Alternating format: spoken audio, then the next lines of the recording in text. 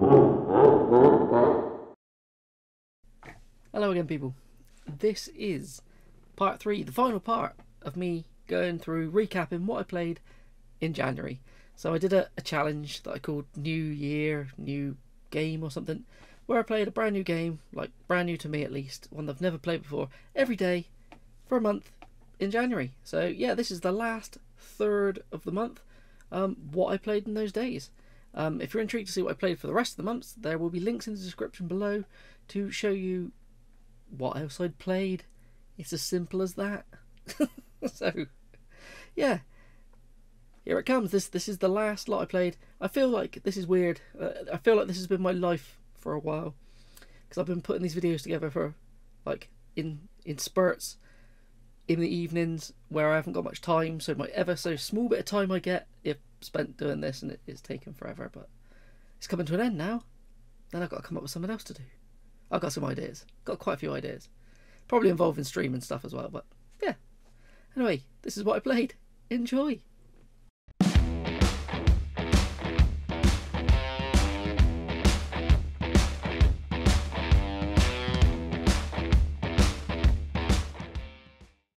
For day 21, it was time for another genre change. So what did I go for? A point-and-click adventure. But this one sounded interesting. Trüberbrook is a sci-fi mystery adventure set in the 1960s.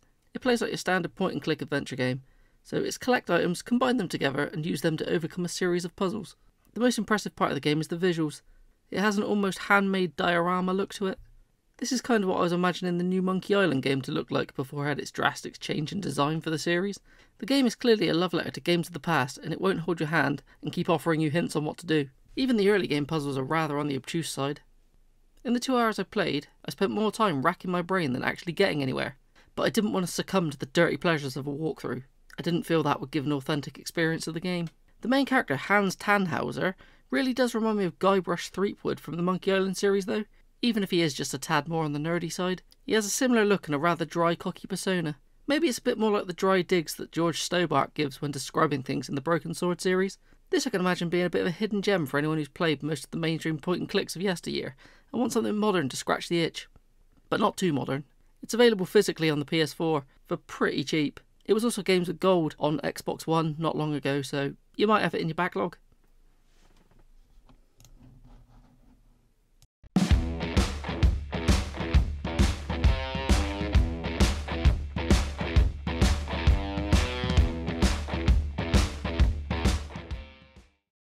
Bug Fables is a game I picked up after I had so much fun with Paper Mario The Thousand Year Door on the GameCube a few years back.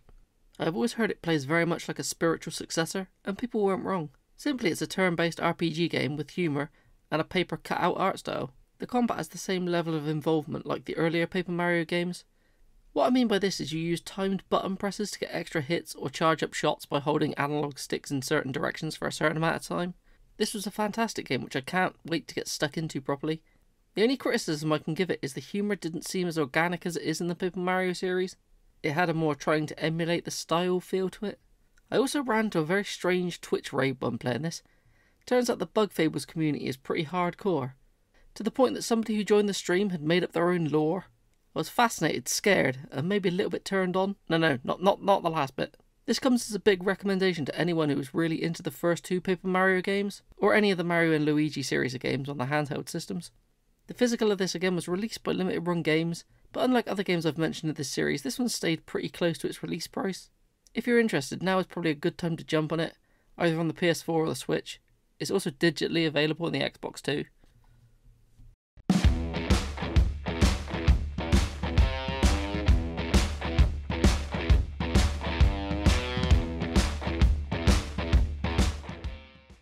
Sweet Jesus, where do I start with this one? I played 2 hours of this game and I still don't have a clue what any of it was about. It's a survival game where you play as what can only be described as Q*bert on meth. It controls pretty well, just like a 3D platformer, but that's the only good thing I can say about it. You start out as one of these little creatures and you can recruit more to your party when you run across them. You eat things for health and to force some kind of speedy evolution. These evolutions come with different status effects that can be either positive or negative. Problem is you don't know until you've tried them. You need water to survive in this game, but I kept accidentally eating something that caused these little bastards to dry out quicker than a dog shit on a hot patio. This still doesn't explain what the point of this game is. Well, you solve puzzles in these small areas, then run to a tower in the distance while a giant cylinder follows behind you, destroying all in its path. The game basically boils down to look on the horizon for a tower, run to it, don't get squished, die of dehydration, or eaten by any other creatures. It's most likely quite a deep game, and with more time I might understand it better and maybe learn to enjoy it, but I have better things to be doing with my time. Like question my bad life choices that led to me playing this turd. It's the last time I buy something on a cover alone.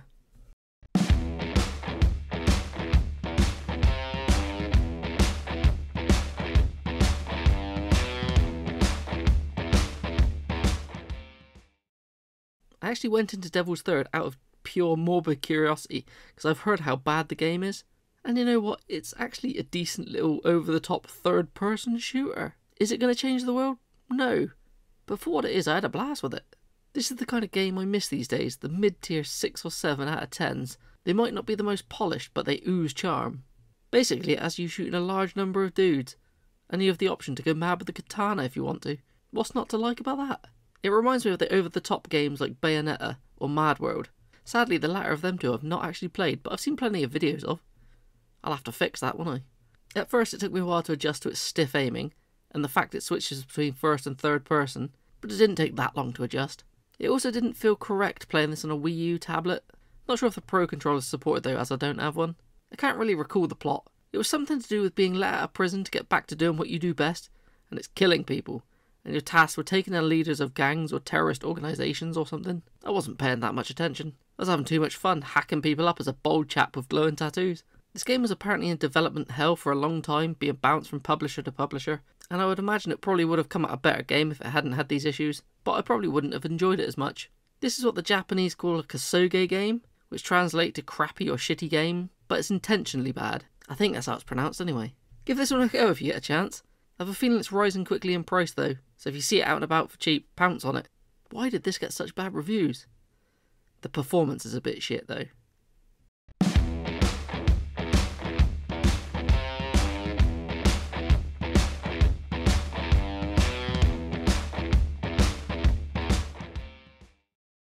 I knew if I was going to play any N64 game this month, it had to be 40 Winks. Out of all the games I own for this system, you might be wondering why this one. Well, when I was a kid I had an N64 magazine that gave this game a front page feature and had a massive write-up singing its praises. I kept waiting to see it in the shops so I could pester my parents to buy it for me, but it never came. Turns out this game never got released for the N64. It was canned right before release. It did see the light of day on the PS1 however, which I also own, but that wasn't the way I've ever wanted to play it. Fast forward a decade and a bit, and a company known as Pico Interactive bought the rights to the game, finished it off and released it. So this is the release I'm playing for this challenge. Was it worth the wait? Well, yes and no.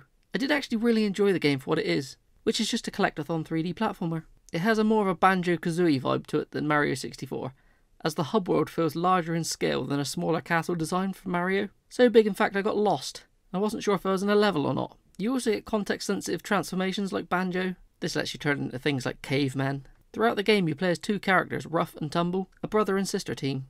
I think the game takes place inside a dream world, which makes sense with the title, but it wasn't the clearest. I know the game has quite a few different areas in which the levels are set, but I never left the first Halloween setting during my couple of hours of play for the stream. But the big question is it worth a play today? I would say yes, if like me you have nostalgia for these collectathon relics of the past. The only downside to the game is that it requires a memory card to save. You would have thought being a newer release they would have added cartridge saving. A physical of this will set you back quite a bit now, and quite a few of the carts were known for being defective, so be wary if you're purchasing. Or just grab the PS1 version for a couple of quid. That's probably the safer option, even though I think the N64 one is actually the superior version. But yeah, if you're looking for an N64 era platformer with muddy graphics, this is the way to go.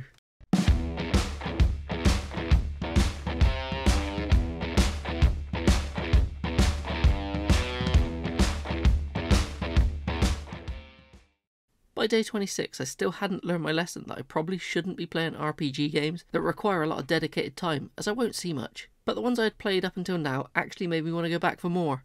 So I thought one more couldn't hurt. So of course I popped in the PS1 RPG that everyone is going crazy to play, Guardians Crusade. Okay, I may have made that last bit up about everyone wanting to play it. It's about as generic as RPGs come on the PS1. Something bad has happened and you must fulfill your destiny, which you don't believe in. But this was something I was happy to play. It was very colourful, and the dated turn-based combat is what I really enjoy in my RPGs. So generic is what I want. I'm a basic bitch. The story is simple. Deliver a baby dragon back home, but this dragon feels like it's more of a virtual pet as well as an ally in battle. It also has an almost Pokemon aspect to it where you collect living toys to aid you in battle. Yet again, I didn't get too far into this one, and from what I did play there seemed to be a lot of backtracking. But this felt more like a comfort RPG, something for like when you were longing for the types of games we just don't get anymore. It's also pretty cheap as RPGs go on the PS1. Grab it if you're needing something to fill that RPG void. Just don't get lost in the first village like I did. Starting to think with these games the hardest part is getting out of the first area. I don't know what's wrong with me.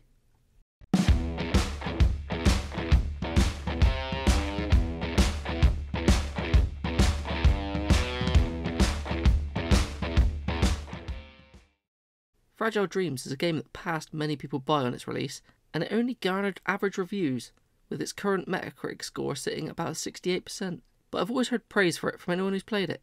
For the longest time I just assumed it was a horror RPG, which it kind of is, but not really.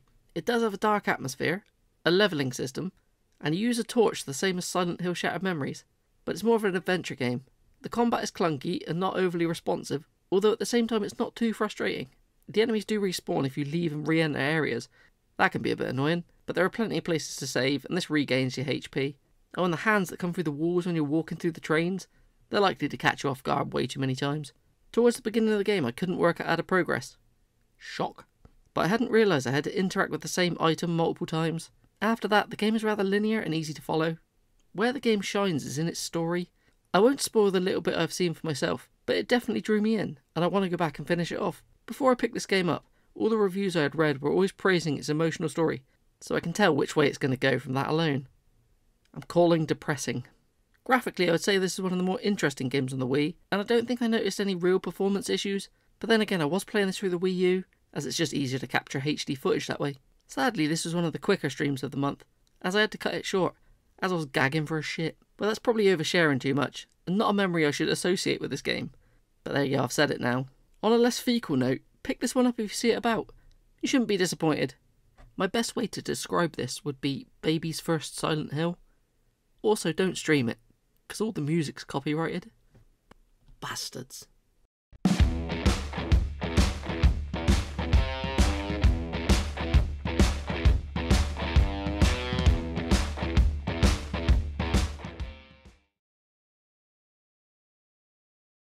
After playing Bug Fables this month, which is a spiritual successor to the Paper Mario games of old, I thought it was time for me to jump into one of the later released games in the series, just to see how it had evolved. That first sentence was a tongue twister, man. To be honest, from the get-go, I thought it had changed for the worse. Being on the Wii U, most of the standard exploration gameplay is done by looking at the TV, but all of the combat is contained to the gamepad, which as a stream goes, this meant anyone watching only saw half of the gameplay. The concept of the combat is simple. At its heart, it's just a turn-based card system. The cards aren't infinite though, you have to go out and find more throughout your journey, but this never seemed like a problem. Ultimately, your goal in the game is to bring colour back to items and people who have had it drained from them. You do this by collecting paint and paint stars. This paint you collect can be used to power up your cards in your deck to make combat easier, and deliver those critical blows. This is great in theory, but in practice, it makes the combat system overly complex for no reason. You have to go through 4 or 5 menu systems to eventually pull off a move. This involves such convoluted things such as swiping the cards you want to use in your attack, or holding your finger on them on the touchscreen to fill them up with colour. I feel this would have been a much better game if this could have all been done in a standard RPG menu system available on the TV screen. I know that doesn't make it sound annoying, but after about 3 or 4 battles, it just becomes tedious. Pushing this clunky way of inputting moves aside, I did start to enjoy the game, and the usual humour of the series is still there. The game itself looks great, but for some of the environments I felt could have been made to look more like a paper world. Overall, if you enjoy Paper Mario and don't mind the idea of fights taking 3 times longer than they should, give this a go. It's pretty cheap currently for a Paper Mario title, so jump on it while you can. You never know how these old Nintendo prices will go. I don't know if this one will ever get a re-release though, because of how essential the game tablet is to it. You could use it on the Switch, but you'd have to split the screen in 2 or something. I think it's going to stay on the Wii U.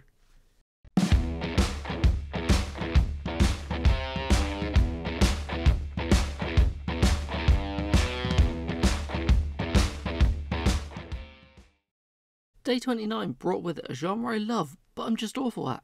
That's right, it's a shmup. This time Sisters Royale. Or if you want to be picky, its full title of the version I played was Sisters Royale, I'm Being Harassed by 5 Sisters and It Sucks Edition. That's just weird. The story mode consists of visual novel style panels, with stages in between to break up that monotonous reading. The story is something about 5 sisters all trying to get with some guy, and they're all willing to go to war with each other to get him, or something. It was all very Japanese moe type stuff, but as a shooter, I really enjoyed it. It presents itself as a mild bullet hell, but is actually rather on the easy side for this genre. During the stream I played through with all characters. On easy I must add, but even on easy I've been able to since grab the 1cc trophy for this game. You can choose to play as any of the 5 sisters. They all range in age from the youngest to the oldest, and they all have different shots and summons. The standard shots are your usual shmup arrangements, such as all straightforward, spraying an X, or a scatter shot of some kind. The more interesting aspect is the summons. You can hold these down for as long as you like. They range from a dragon that jumps around the screen, trying to home in and kill everything on the screen, one at a time, to a laser attack that kills anything in its path, but will only point in the direction you were facing when you started it. There are also stage hazards such as wind and ice, which affect you as you're technically running across a floor the entire game. This is something I didn't really like. I feel it adds too much of a random aspect to a game, as the ice physics can be hit or miss, but overall it's a game I really enjoyed, and I've put quite a lot of time into since playing it on the stream. Don't expect anything top tier, but if it's in a digital sale, you can't really go wrong.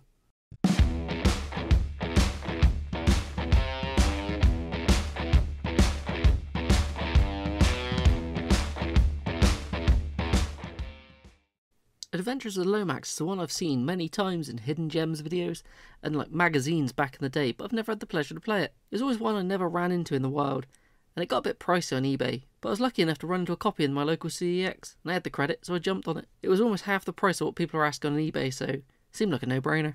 So what kind of game is Lomax? It's a 2D platformer game set in the Lemmings universe. You set out on a quest as a night lemming to rescue your lemming brethren, who have been brainwashed by some evil bellend. Overall it's a pretty simple gaming concept, spin into your enemies to turn them back into normal lemmings, and get to the end of the stage. But this is easier said than done. You do get to use standard Lemmings tropes, like building bridges and things, but they're more like power-ups than a massive part of the game. It's usually building bridges or ledges just to reach other areas. Right from the bat, the game isn't going to hold your hand. It's reminiscent of the 16-bit era of games when it comes to difficulty. This makes sense though, it was a really early release in the PS1 lifecycle. Another issue carried over from the previous generation is that the game doesn't utilise a save function. You need to crack out your pen and paper and jot down the passwords if you want to continue from where you left off.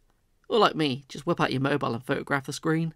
I feel I got a decent way through the game in the time I played. I would have got further if it was clearer where I needed to input the passwords to continue, so I just kept starting over and over again. But with a bit of knowledge of the levels, it meant when I worked out how to use the passwords, I was in a healthier state with more lives and stuff. I do need to make a note of how great this game looks though. The pixel art is a thing of beauty. You can tell they put a lot of time and effort into this, and instead of going the 3D route with the new hardware, they were able to show off their 2D skills in a way that just wasn't possible in the generation prior. Yet again, this one comes as another recommendation. It's not worth what people are asking for it, but if you can find a way to play it, I highly urge you to.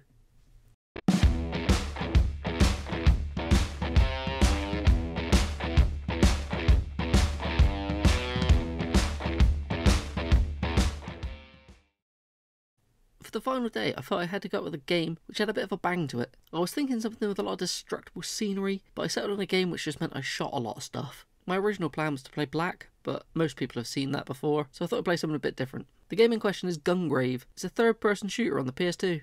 I don't know how to describe this game as anything other than a walking turret simulator. You would think it would be a very fast-paced game, but you pretty much just walk about mowing people down with a Gatling gun style weapon. The way in which the guns lock on is reminiscent of the visuals used in Sega Saturn era light gun games. It's pretty much just a corridor shooter with the levels culminating in a boss fight, and on the lower difficulty settings, there isn't much to worry about. Just have some fun. You do have almost a Halo style shield that as long as you don't break through it, you'll have no issues with your health. The cutscenes have a very impressive cel-shaded look to them, which actually make it look like you're watching an anime.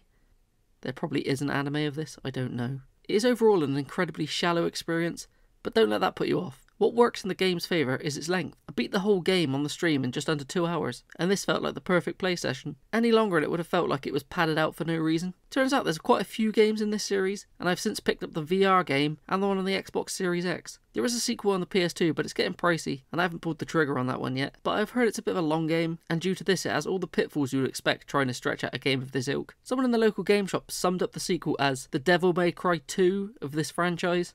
So, take from that what you will, but I will play it at some point. If you find this cheap and want a mindless couple of hours of violent fun, grab it. And that was it. The last game of the month. So yeah, that's it. That is the end. The end of this challenge. It's felt like a lifetime, but it was good fun. I really enjoyed it. It has made me want to spend more time playing games for fun. Well, I say for fun, I play everything for fun, but I go like a lot of achievement hunting and stuff for things, and sometimes that does involve playing games for way longer than I need to. Like, for an example, I'm playing Monster Energy Supercross 4 at the moment, and that requires me to play a hell of a lot of seasons where I've done everything pretty much on it. It's just repetition. I will finish it because I can't let it go, but I need to play more of the retro stuff and play that without a 100% mindset. I don't know. I don't know if this makes any sense, but out of them ones there was a couple of standouts. I really enjoyed Lomax, that was great. Sisters Row was great. Actually, to be honest, all of them were great. I was really impressed by Devil's Third. That was not what I was expecting, but it was good fun. Even though that switching between third and first person did start to confuse me a bit. Bug Fables was great as a Paper Mario clone, but then the Paper Mario game I played I didn't have as much fun with that, but it was still enjoyable.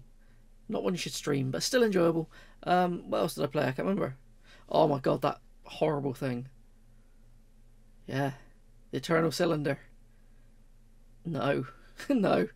Even trying to go back to it, I don't think I'll be able to work it out. I don't. By the way, I'm drinking water today. It's a bit weird. Ran out of beer, you can tell. But yeah, that was it. Let me know if you've played any of these, or any of the ones from the previous videos. I'd love to hear what you think of them, or if it's made you want to play any of them. I may put up a short or something, just showing off the games that it was, like a list of them, in case anybody ever needs to look back at what they are that I played, because they saw it and thought, you know what, I wanted to play that, can't remember what it's called. I might not. I'm lazy. I don't know. We'll see what happens. But yeah, I actually, I'm incredibly grateful to anybody who has actually watched all three of these. Thank you. It's not my usual kind of stuff I put out, and it's been, I don't know, it's been enjoyable. So that's all I've really got to say. Have fun, people. I'll come up with another challenge soon. Something that's going to take the next half a year of my life. Oh. Never mind. It's not half a year anyway. What was it, like a third of a year it's taken? Never mind. Anyway, thanks for watching, people. Have fun.